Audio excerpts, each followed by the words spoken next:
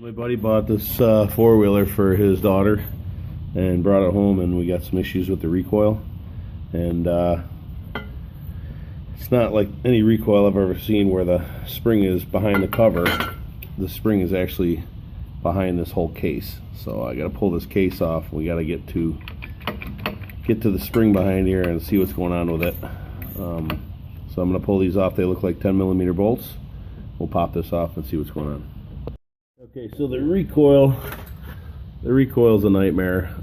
It looks like the spring is broken back in here. When I twist it the direction, you know, that you pull it over, it makes it about, I don't know, a revolution and a half, and then it unwinds, so the spring is bad. And of course the other direction, it just does it just clicks, because that's the opposite direction of the spring. But anyways, we are going to get the thing started like this, because the starter is also ruined. This is just falling apart. It just clicks.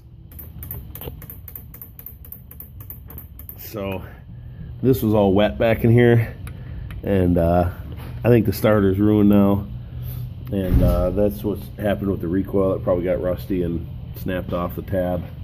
So we're just going to get some baling wire to hold this exhaust on, because the exhaust is falling off because the springs are gone. And once we do that, we're going to get this thing fired up.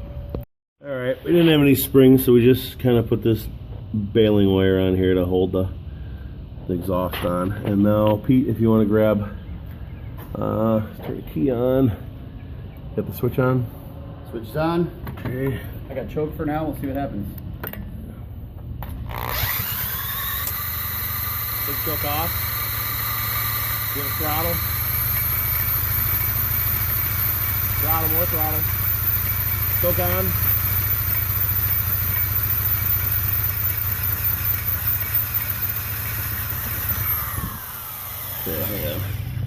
Okay, seems like she got close at the end.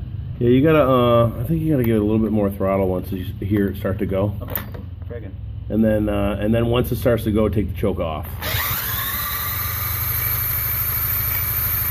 Choke off. Throttle. Choke on. All the way on. Pull it hard.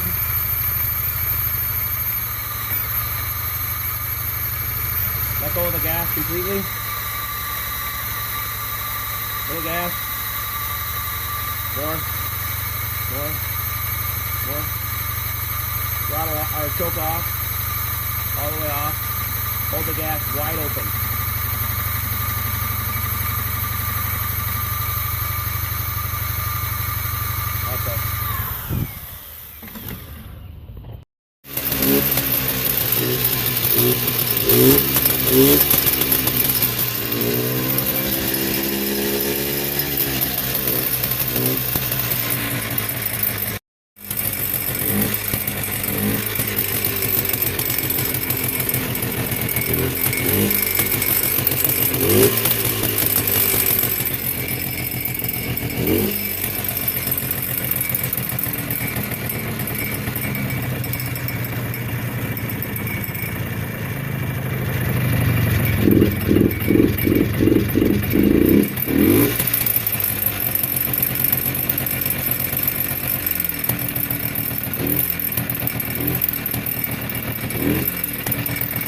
Let it stall.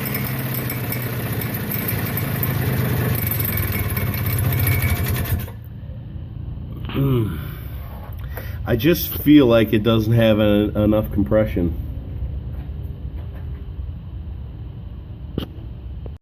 Alright, well, with a high-speed drill we can eventually get this thing running, and once it runs it seems to be okay. It has to run at a higher idle.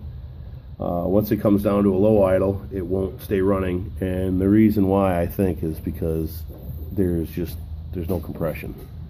You shouldn't be able to turn a motor over like this. I can hear it, but there's just very little compression. So the rings might be stuck. You know, I don't know what's going on with it, but he has another machine over here, his son's. We're gonna pull off the pull cord, and I'm going to feel that one too to see what that feels like. But I think that's what we're going after next, is this motor's got to come apart. So until next time.